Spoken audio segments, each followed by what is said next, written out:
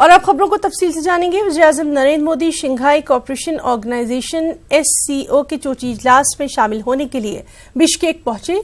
Kyrgyzstan के दारुल हुकूमत Bishkek में 2 रोज़ा इजलास मुनक्किद किया जा रहा है। बिश्केक जाने के लिए PM मोदी के तैयारे ने पाकिस्तानी फिजाई हुदूद का इस्तेमाल नहीं किया। इस समिट में पाकिस्तान के वज़ीर-ए-आज़म इमरान खान भी शामिल होंगे, लेकिन वज़ीर-ए-आज़म मोदी और इमरान खान के दरमियान बाकायदा मुलाकात का कतई कोई प्रोग्राम नहीं है।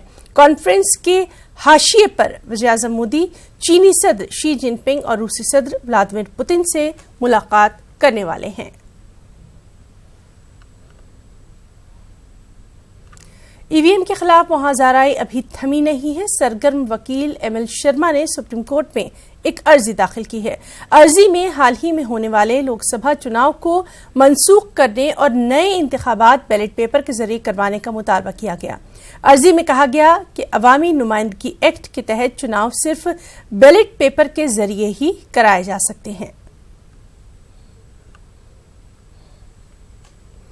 मशरक़ी यूपी की इंचार्ज प्रियंका गांधी कांग्रेस वर्करों से सख्त नाराज नजर आ रही हैं और उनकी ये नाराजगी अपनी वालदा सोनिया गांधी के साथ रायबरेली के हालिया दौरे के दौरान देखने को भी मिल गई। प्रियंका ने यहां पर कहा कि बहुत से कारकुनों ने काम दिल से नहीं किया। प्रियंका ने यह भी कहा कि वो उन लोगों का पता लगाएंगी जिन्होंने चुनाव में पार्टी के लिए काम ही नहीं किया। दिल से अपना आभार व्यक्त करना चाहती हूं क्योंकि इस चुनाव में रायबरेली की जनता ने सोनिया गांधी को जिताया है।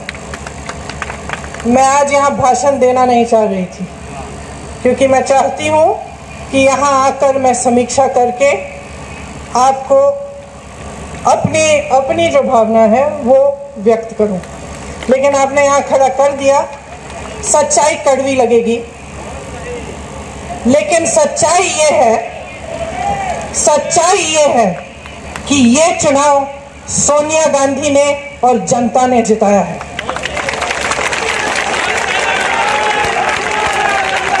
सच्चाई ये है कि आप सब में से जिसने दिल से काम किया है उसकी जानकारी आपको है, और जिसने नहीं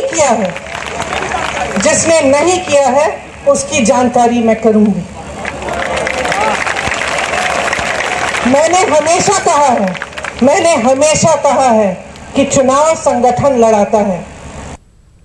और रायबरेली में प्रियंका गांधी के इस बयान की सीनियर कांग्रेस लीडर प्रमोद तिवारी ने तायीद की। न्यूज़ 18 से खास बातचीत में प्रमोद तिवारी ने कहा कि लोकसभा में पार्टी लीडर के इंतखाब से पहले पार्लिमानी पार्टी की मीटिंग होगी। प्रमोद तिवारी हमारे साथ है बात करने के लिए। सर, कल रायबरेली में सोनिया गांधी प्रियंका गांधी दोनों गई थी। दोनों ने 2 बयान दिए और दोनों ही बयान चर्चा में है। पहली जो बयान है वो सोनिया गांधी की अगर हम बात करें, उन्होंने 2019 के चुनाव को, उस पूरी प्रक्रिया को संदेहात्मक बताया है। किस तरह से देखते हैं आप इसे? मैं धन्यवाद देना चाहूंगा प्रियंका जी को कि महासचिव के रूप में उन्होंने सारे अध्यक्षों से बात की, सारे उम्मीदवारों से बात की, कोऑर्डिनेटर से बात की। रायबरेली में UPA चेयरपर्सन आदरणीय सोनिया जी ने कार्यकर्ताओं से बात की, मतदाताओं के प्रति आभार जताया, और वहां उन्होंने जो कुछ भी कहा होगा वो उस बयान को उन्होंने बहुत पार्टी की तरफ से सोच समझ कर विचार विमर्श करके दिया हो। और उनका जो बयान है, मैं सिर्फ इतना कह सकता हूं कि वही उस बयान का मैं स्वागत करता हूं और वही उनका बयान है। प्रियंका गांधी के अगर बयान को देखिए, उन्होंने कहा कि 2022 का जो चुनाव है, उत्तर प्रदेश विधानसभा चुनाव, वो कांग्रेस अकेले लड़ेगी। लोकसभा में जिस तरह के नतीजे आए, सिर्फ रायबरेली सीट आप लोग बचा पाए, ऐसे में क्या उत्तर प्रदेश इतना तैयार है, क्या कांग्रेस पार्टी उत्तर प्रदेश में इतना तैयार है कि अकेले चुनाव लड़ेगी? हमें पूरा भरोसा आदरणीय प्रियंका जी में है। उनमें अद्भुत क्षमता है। मैंने उन्हें काम करते देखा है 20-20, 21-21 घंटे लगातार। जब वो कुछ कहती हैं तो वो दृढ़ता के साथ उसे निभाने का हौसला भी रखती है।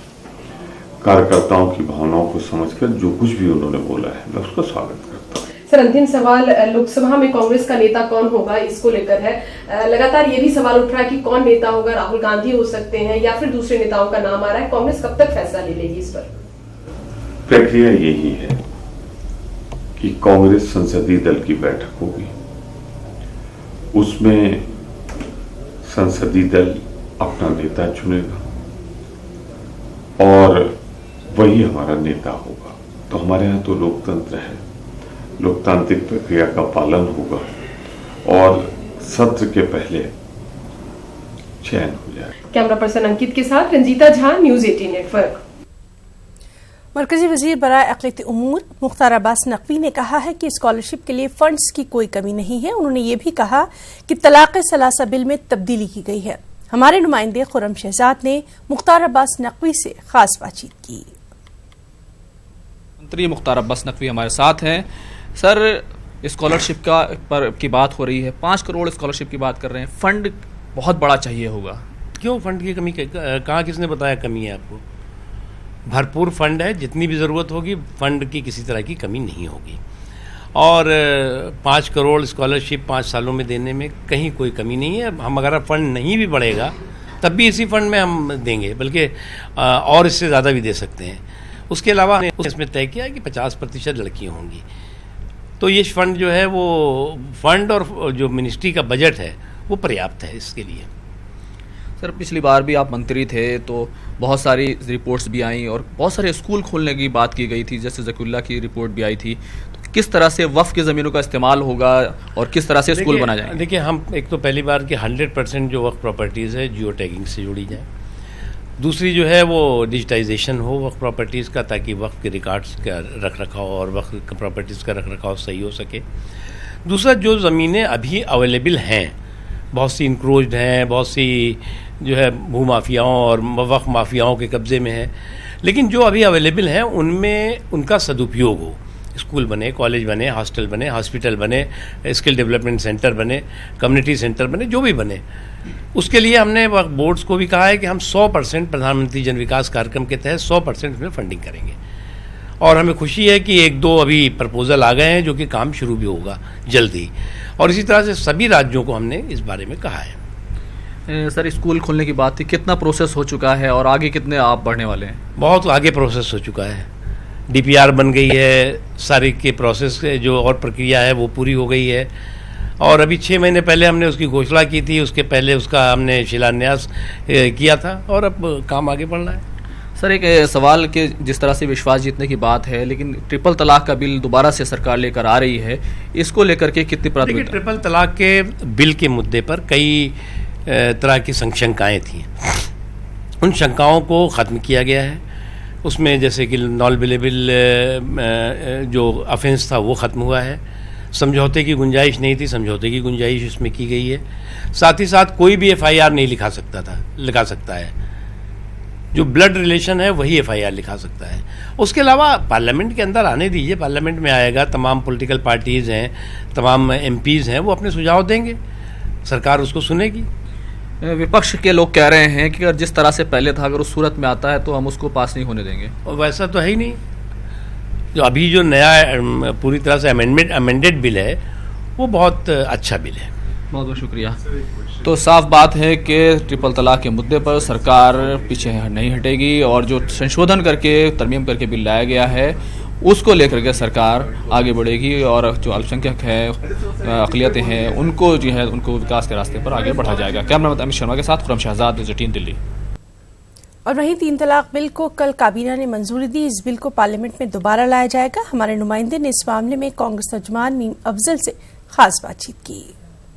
तलाक बिल को कैबिनेट ने कल मंजूरी दी। ये बिल दोबारा से पार्लियामेंट में लेकर आया जाएगा। हमारे साथ कांग्रेस तर्जुमान मीम अफजल साहब हैं। मीम अफजल साहब, ये बिल लैप्स हो गया था, अब दोबारा से सरकार लाने को कह रही है, लेकिन कोई तब्दीली नहीं की गई है। हालांकि ये कहा जा रहा है अपोजिशन की सारी बातें हमने मान ली हैं। अगर मान ली होंगी तो बिल में नज़र आ जाएगा, और अगर अपोजिशन की तमाम बातें मान ली गई हैं तो बिल पास भी हो जाएगा।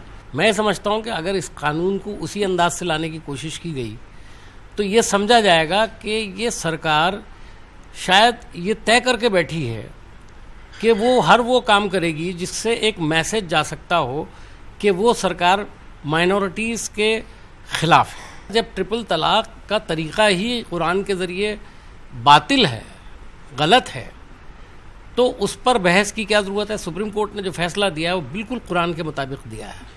सरकार की तरफ से पहले भी ये दलील दी जाती रही और अब भी दी जा रही है। प्रकाश जावड़ेकर ने जिस तरह से प्रेस कॉन्फ्रेंस की कि हमने इसको बहुत ही इसमें तरमीम किए हैं, संशोधन किए हैं कि कोई ब्लड रिलेशन वाला शिकायत करेगा तब मानेंगे और मजिस्ट्रेट इसमें ज़मानत दे सकता है अगर उसको समझ में आए। तो इन तरमीम के बाद भी आप लोगों को एतराज़?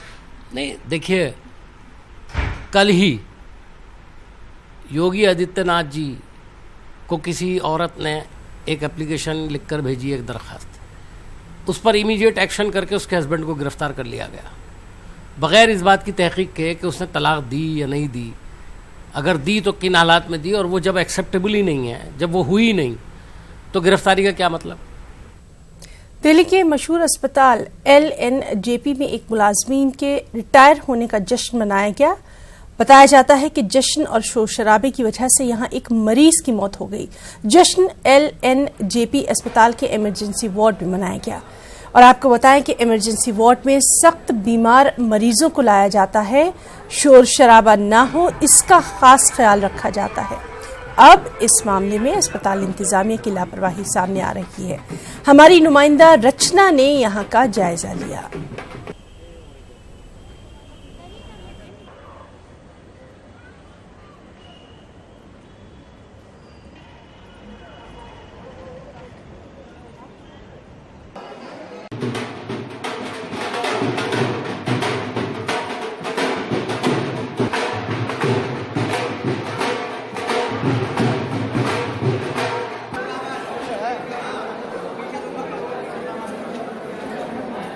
कोई दर्द से कह रहा है या किसी को ऑपरेशन कराना है और किसी को इंतजार है कि उसका नंबर कब आएगा। अमूमन अस्पतालों का नज़ारा कुछ ऐसा ही होता है, लेकिन इन दिनों एक वीडियो वायरल हो रहा है जिसमें अस्पताल के अंदर स्टंट हो रहे हैं, ढोल ताशे बजाए जा रहे हैं। जी हाँ, हम बात कर रहे हैं LNJP हॉस्पिटल की, जो कि दिल्ली का सरकारी अस्पताल है, जिसमें हॉस्पिटल के अंदर ढोल नगाड़े बजते हुए नजर आ रहे हैं, जबकि इमरजेंसी वार्ड के बाहर तमाम मरीज होते हैं जिन्हें शांति की ज़रूरत होती है और जहां पर शोर करना बिल्कुल मना होता है। लेकिन इस हॉस्पिटल में ऐसा ही कुछ नज़ारा वीडियो में वायरल हुआ, जिसमें कि एक गाड़ी स्टंट करती हुई नजर आ रही है, ढोल ताशे बजते हुए नजर आ रहे हैं और मौका है अस्पताल के ग्रुप D कर्मचारी के रिटायरमेंट का। यहाँ पर आप देख सकते हैं कि हम उसी अस्पताल में खड़े हुए हैं जहाँ पर ढोल ताशे ये सब बजते हुए वीडियो में नजर आ रहे हैं। तमाम जो मरीज हैं वो भी हैं। आप बताइए, आप कहाँ से आए हैं? मैं बिहार से आया हूँ। बिहार से आए हैं, तो अस्पताल में दिखा रहे हैं, क्या तकलीफ है? बहुत इनका सर में है। अच्छा, तो ढोल नज़ारे जो बजते नजर आए थे उससे तकलीफ होती है? बहुत तकलीफ होती है। अच्छा, आप बताइए, आप कहाँ से आए हैं? पानीपत से आए मैडम। अच्छा, तो आपने देखा था जब ढोल नगाड़े बज रहे थे? बज रहे थे मैडम। तो दिक्कत भी हुई होगी लोगों को? भी होती है मैडम। अच्छा, आप बताइए, आप कहाँ से आई हैं? तो यहाँ पर लोगों का भी कहना है कि दिक्कत भी हुई और सबसे बड़ी बात यह है कि ये घटना 30 मई की है। मॉडल टाउन के रहने वाले एक परिवार का आरोप है कि उनका मरीज यहाँ पर भर्ती था, ढोल नगाड़ों की वजह से उनके परिवार के शख्स की मौत हो गई। अस्पताल का कहना है कि अभी तक उनके पास लिखित में कोई शिकायत नहीं आई है, लेकिन अगर इस तरीके की चीजें अस्पताल में हुई है तो उस पर पूरी तरीके से संज्ञान लिया जाएगा।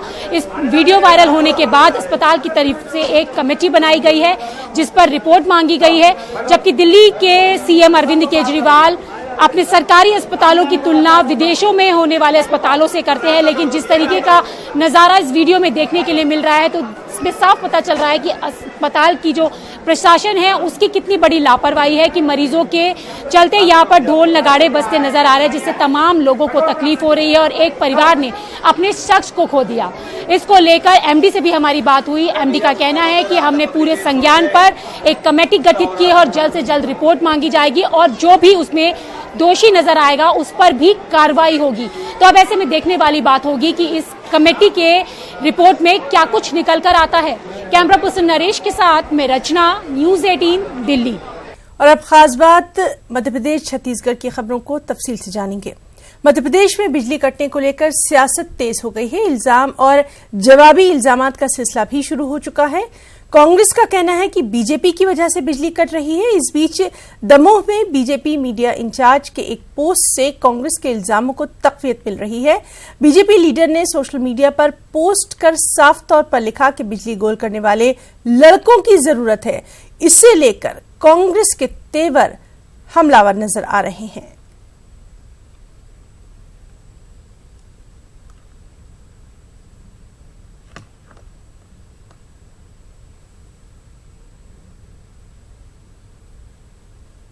जहाँ तक सोशल मीडिया में किसी पोस्ट की बात है तो इस तरह का कोई भाजपा के कार्यकर्ता को नहीं जानता हूँ मैं, लेकिन जो पोस्ट आप बता रहे हैं उसमें एक स्माइली भी बनी हुई है।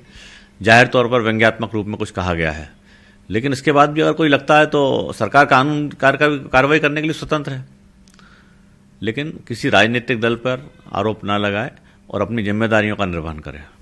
देखिए, दमोह में जिस तरीके से बीजेपी के मीडिया प्रभारी मनीष तिवारी ने ये पोस्ट डाली कि लंगर डाल के बिजली गोल करने वालों की हमें आवश्यकता है, उनकी भर्ती करनी है, उसके लिए आवेदन करें। मैं समझता हूँ पूरे प्रदेश के अंदर हो रहा है। बीजेपी लंगर डाल के वो प्राइवेट सेक्टर में जो लोग हैं उन लोगों से बिजली गायब करवा रही है और इसलिए सरप्लस बिजली होने के बाद भी मध्य प्रदेश में बिजली की स्थिति खराब है। इसके लिए शुद्ध रूप से बीजेपी दोषी है और बीजेपी ये सारे कर्म करवा रही है। मुख्यमंत्री को चाहिए कि प्राइवेट सेक्टर के जितने भी निजी संयंत्र हैं उन लोगों की जांच करवाएं और जो लोग इस तरीके के कृत्य में शामिल हैं उनके खिलाफ कार्रवाई करें, उसको कैंसिल करें। चलती ट्रेन में मसाज के मंसूबे पर इंदौर से बीजेपी के मेंबर पार्लियामेंट शंकर लालवानी ने सवाल उठा दिया है। लालवानी ने इस मंसूबे की मुखालफत करते हुए वजीर रेल पीयूष गोयल को बाकायदा एक खत लिख डाला है और खत में यह मुतालबा किया गया कि ट्रेन में मसाज हमारी तहजीब के खिलाफ है। लालवानी ने कहा कि ट्रेनों में मसाज के बजाय डॉक्टर्स और दीगर सहूलियात को बढ़ाया जाए।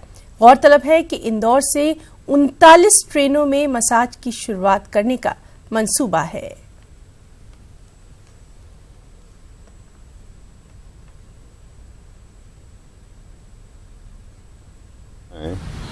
कि इंदौर प्लेटफॉर्म पर मूलभूत सुविधाओं की पहले प्राथमिकता होना चाहिए, ये बाद में होना चाहिए। हम अगर मेडिकल स्टोर की बात करें, महिलाओं के फीडर की बात करें, बच्चों के छोटे बच्चों को दूध पिलाने की बात करें, फीडर सेंटर होना चाहिए, या फिर शुद्ध पानी हो, अन्य सुविधा हो, इस प्रकार की मूलभूत सुविधाओं को लेकर होना चाहिए। मसाज वाला जो मामला है, पहले हम देखते हैं कि इंदौर पे जो सफ़र करने वाले लोग हैं वो मध्यम वर्गीय और गरीब लोग हैं, उनको इसकी आवश्यकता इतनी प्रतीत अभी नहीं हो रही। पर्यटन ट्रेनों के लिए अच्छा है और उच्च वर्ग के लोगों के लिए अच्छा है। उच्च वर्ग के लोग आजकल एयरपोर्ट से फ्लाइट से सफ़र करते हैं, उनके लिए अच्छा है, एयरपोर्ट पे होना चाहिए। तो जो मध्यम और गरीब लोगों के लिए जो आवश्यकता है उसको प्राथमिकता देना चाहिए, इसे मेरा सुझाव है। किस प्रकार की मूलभूत सुविधाएं ज़्यादा जरूरी है? देखिए, मूलभूत सुविधाएं कि पानी के सेंटर खुलने, जो महिलाएं हैं बच्चों को दूध पिलाने के जो फीडर हैं उसके सेंटर खोलना चाहिए, और अगर बैठने की और अच्छी व्यवस्था हो सकती है, भले वो चार्जेबल हो, ताकि सुविधाजनक जो बूढ़े हैं, जो हम देखते हैं कि छोटे बच्चे हैं, तो इस प्रकार की जो आवश्यकता है वो ज़्यादा आवश्यक है। ये लग्जरी चीज़ पर्यटन के लिए ट्रेनों के लिए अच्छी है।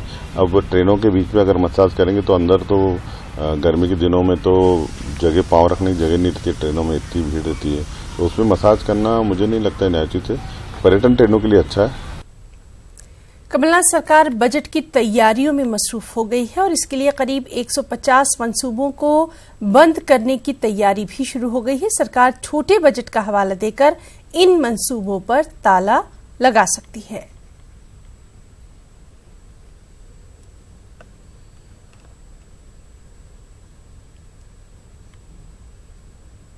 इन योजनाओं में केवल 1 रुपए के नाम से चलती रहती, साल भर कोई काम नहीं होता, तो वो निश्चित तौर पर उसको केवल बजट में डालने से कोई मतलब नहीं। इसके बजाय दूसरी नई योजनाएं आएंगी और उसके माध्यम से जनहित के काम और आम जनता को राहत पहुंचाने का काम कमलनाथ जी की सरकार करेगी।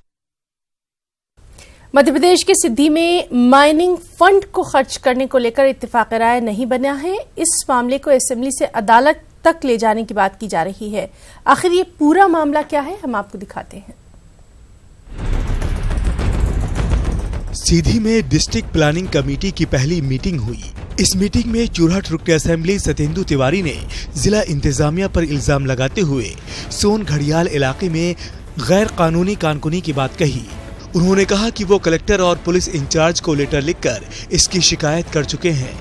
साथ ही आने वाले मॉनसून इजलास में ये मुद्दा भी उठाया जाएगा। वहीं बीजेपी रुकन असेंबली केदारनाथ शुक्ला ने कहा है कि चारों असेंबली हलके की तादाद के मुताबिक फंड की तकसीम की जाएगी। था बहुत जबरदस्त रूप से सोन घड़ियाल के जो सोन नदी के आसपास का एरिया है वो सोन घड़ियाल प्रोजेक्ट में है, उसकी अवहेलना करते हुए प्रशासनिक मिलीभगत से रेत का उत्खनन हो रहा है। आपके माध्यम से भी मैं ये बात कह रहा हूँ। इसके अलावा मुझे कलेक्टर और एसपी को मैं पत्र भी लिख रहा हूँ इसके विषय पर, और आवश्यकता होगी तो विधानसभा में इसको उठाएंगे। हमने कहा कि भाई 4 विधानसभा क्षेत्र हैं, चारों जगह की जनसंख्या के आधार पर उस फंड का बंटवारा कर लिया जाए और माननीय विधायकगण, माननीय सांसदगण, उस जिला पंचायत के सदस्यगण, जनपद पंचायत के सबसे हम प्रस्ताव लेंगे और सबसे प्रस्ताव लेने के बाद उस प्रस्ताव को हम उस पैसे को हम खर्च करेंगे। उन्होंने गाइडलाइन की बात कही, हमने कहा गाइडलाइन के मुताबिक हम खर्च करेंगे।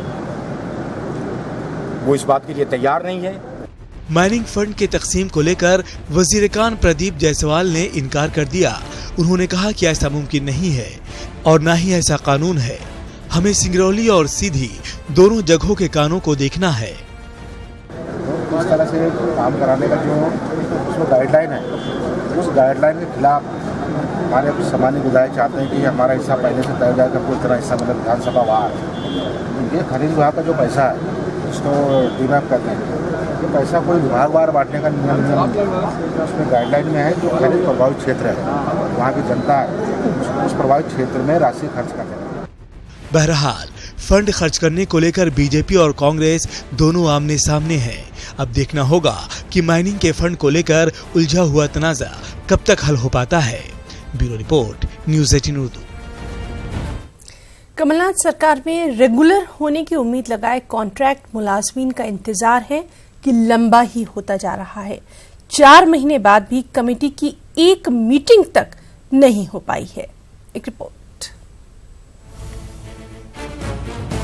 गेस्ट टीचर और कॉन्ट्रैक्ट मुलाजमीन को रेगुलर करने का कांग्रेस का वादा कैसे पूरा होगा, ये सवाल इसलिए किया जा रहा है क्योंकि कॉन्ट्रैक्ट मुलाजमीन के मुतालबे पर गौर करने के लिए कमलनाथ सरकार की कायम करदा कमेटी की 4 महीने बाद भी एक भी मीटिंग नहीं हो सकी है।